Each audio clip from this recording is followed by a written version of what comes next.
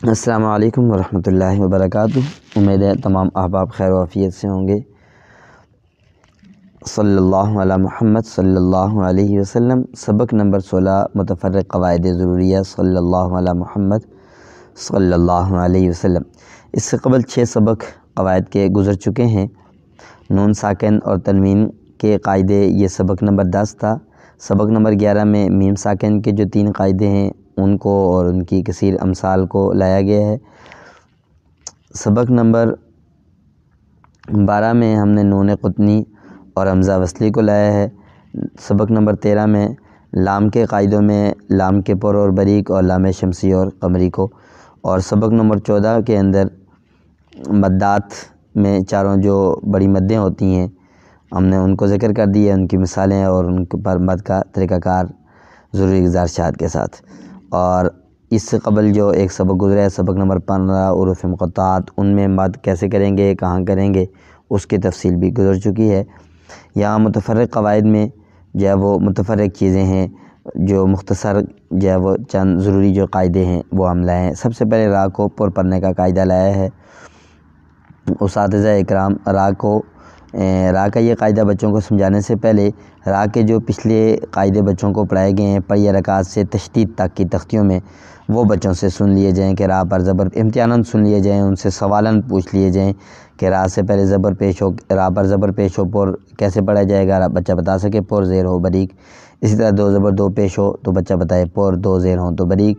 را ساکن سے پہلے زبر پیش پر زیر ہو تو بریک۔ را ساکن سے پہلے ساکن ہو تو اس سے پہلے زبر پیش ہو تو پر زیر ہو تو بریک۔ اور کھڑی حرکات میں بھی زبر پیش پر زیر بریک۔ اور مدہ میں را ساکن سے پہلے یا آ جائے تو را بریک پڑھی جائے گی مدہ لین میں، یہ بات بچوں کو سمجھا دی گئی ہوگی۔ اور اسی طرح تشدید میں را مشدد اپنی حرکت کے مطابق پر یا بریک ہے، تو یہاں بچوں کو سمجھا دیا جائے کہ را ساکن سے پہلے زبر یا پیش ہو تو را کو پر اور زیر ہو تو بریک پڑھا جائے گا۔ لیکن بریک پڑھنے کے لیے تینوں صورتوں کا ہونا ضروری ہے، وہ تینوں کی صورتیں ہوں گی تو را بریک پڑھی جائے گی۔ تینوں میں سے کوئی ایک صورت بھی اگر نہ ہو تو وہ را بریک نہیں پڑھی جا سکتی ہے۔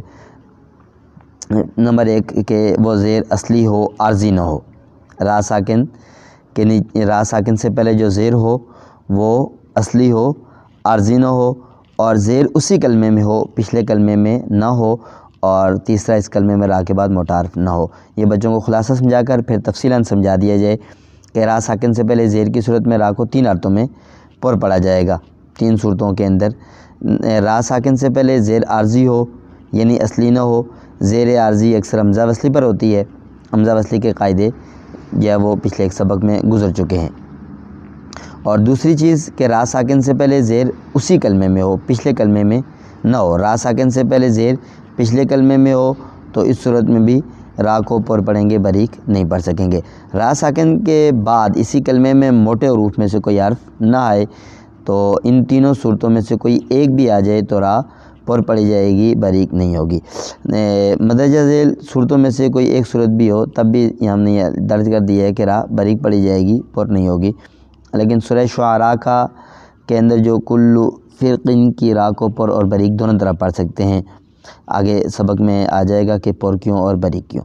اور را پر پڑھنے کی وجہ کہ را ساکن کے بعد موٹا حرف ہے، اور بریک پڑھنے کی وجہ کہ جو ہے وہ اس کے بعد زیر اسی کلمے میں ہے، آگے بھی زیر والا حرف ہے۔ بہرحال تفصیل کے ساتھ نیچے حرف پڑھتے ہوئے بھی آ جائے گا۔ اور عین القطر اور میم مصرع کی را کو پر اور بریک دونوں طرح پڑھا جا سکتا ہے۔ تو یہاں ہم نے سب سے پہلا کلمہ ارجع لفظ لکھا ہے۔ ارجع یہاں زیر عارضی ہے، اس وجہ سے یہاں اس کو پر پڑھیں گے۔ اور حضرت قاری فتح محمد صاحب نے نورانی قاعدے میں جو جزم کی تختی میں تبدیلی کی ہے اس میں یہ تینوں قسم کے الفاظ حضرت نے لائے ہیں۔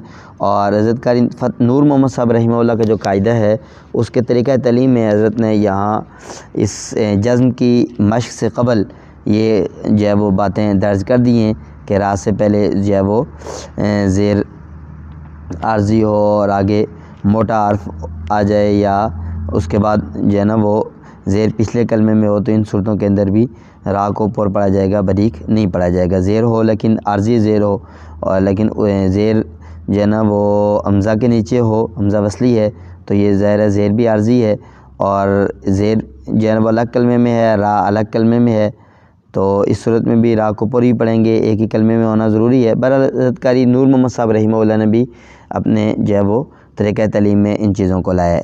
تو ہم نے سب سے پہلے ارجع، ارجعوا، ارجعی، ارتابوا، ارکب، یہ 5 الفاظ لائے ہیں۔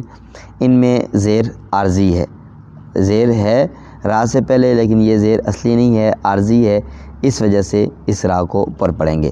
اسی طرح رب ارجعون میں را سے پہلے زیر تو ہے، لیکن زیر پچھلے کلمے میں ہے، اس کلمے میں نہیں ہے۔ اسی طرح رب ارحمہما اور لمن ارتضی، یہاں ان راؤں کو بھی پر پڑھیں گے، اس لیے کہ زیر پچھلے کلمے میں۔ بچے کو سمجھا دیا جائے، بچے جو ہے وہ بتا بھی سکیں، امتحان سے پوچھا بھی جائے، بچوں کو اچھی طرح سمجھا بھی دیا جائے۔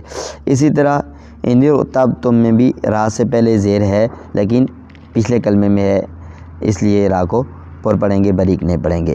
وَإِرْصَادًا میں را کو پر پڑھیں گے، زیر اسی کلمے میں ہے اور زیر اصلی بھی ہے، لیکن تیسری جو شرط ہے وہ یہاں نہیں پائی جا رہی ہے کہ آگے موٹا حرف آ رہا ہے، اس وجہ سے وَإِرْصَادًا پر ہے۔ فِرْقَةٍ، فرقہ کے زیر ہے، لیکن آگے موٹا حرف اسی کلمے میں آگے پر ہے۔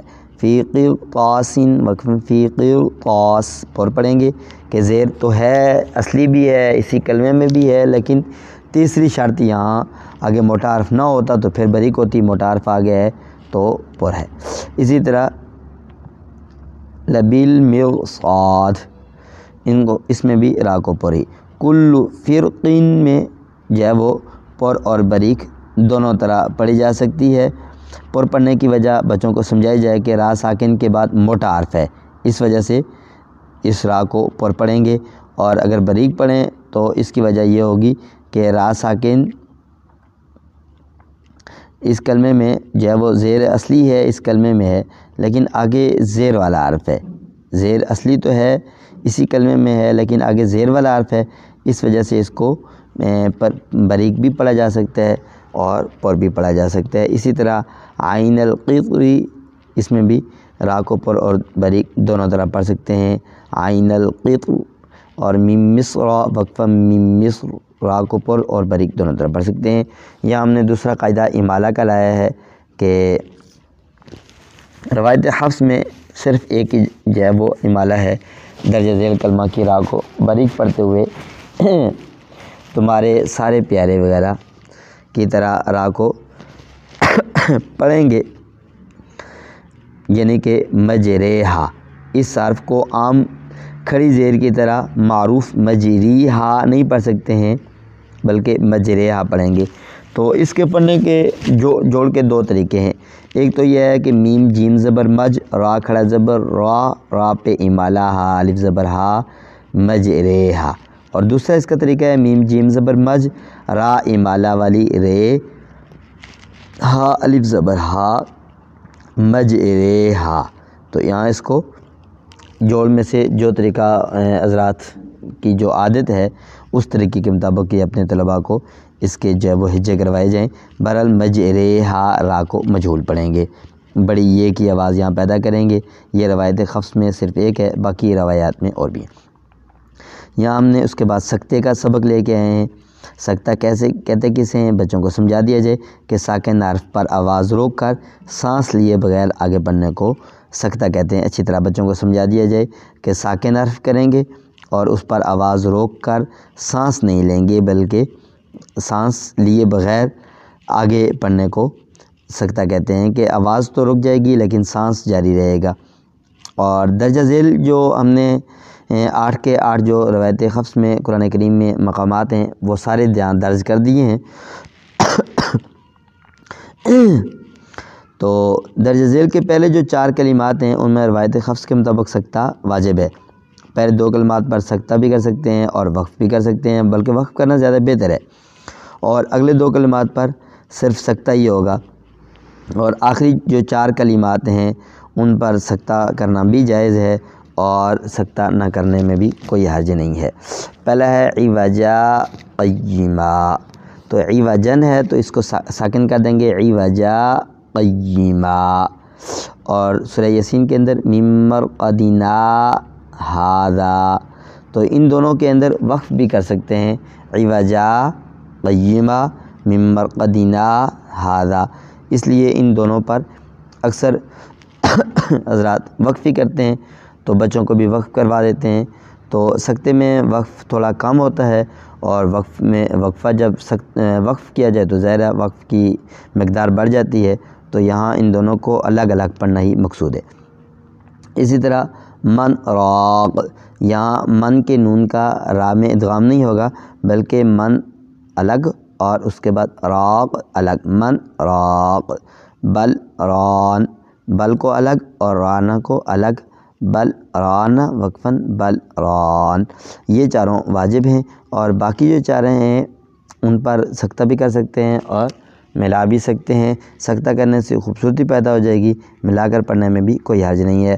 ربنا ظلمنا انفسنا وان لم تغفر لنا، تو سکتہ نہ کرنے میں بھی کوئی حرج نہیں ہے۔ اسی طرح اولم یتفکروا ما بصاحبہم یوسف اعرض عن ھذا واستغفری، یہ جو تینوں ہیں ان تینوں پر جو ہے وہ ایک میں واو مدہ ہے، دو کے اندر الف مدہ ہیں، تو گویا کہ حرف پہلے سے ساکن ہے، تو کوئی تبدیلی یہاں نہیں ہے، سکتہ کرنا یہاں آخری جو کلمہ ہے اس کے مقابلے میں آسان ہے۔ آخری کلمے میں ہم نے حرف کو ساکن کرنا ہے، یستر الرعاء و ابونا شیخ کبیر، یہاں یستر الرعاء حمزہ پر جو پیش ہے اس حمزہ کو ہم نے ساکن کرنا ہے، یستر الرعاء و ابونا شیخ کبیر، اور اس کو سکتہ نہ کرنے میں بھی کوئی حرج نہیں ہے، جیسے یستر الرعاء و ابونا شیخ کبیر، اس طرح بھی اس کو پڑھ سکتے ہیں اور سکتہ بھی کر سکتے ہیں۔ تو یہ چند چیزیں اگر بچوں کو یہاں آج کے سبق میں یہ تین قاعدے ہیں، ایک را کا قاعدہ ہے، ایک امالہ ہے اور سکتہ ہے، یہ تینوں بچوں کو سمجھا دیے جائیں، اور باقیہ جو سبق ہے وہ انشاءاللہ کل ہو جائے گا۔ السلام علیکم ورحمۃ اللہ وبرکاتہ۔